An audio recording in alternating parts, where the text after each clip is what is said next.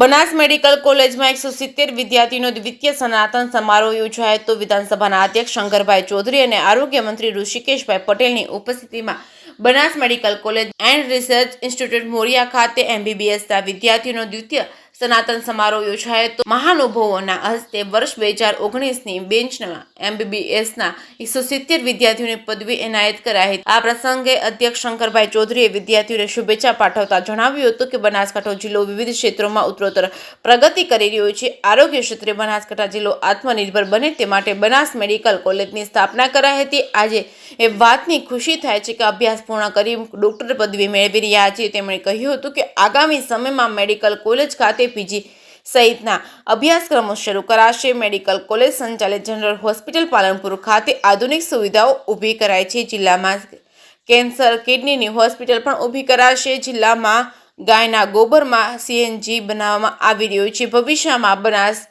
Superfood ક્ષેત્રે પણ આગળ વધશે। દેશને સૈનિકો અને સૈન્ય અધિકારીઓ આપી શકાય તે માટે મેડિકલ કોલેજ ખાતે સૈનિક શાળા પણ શરૂ કરાઈ છે।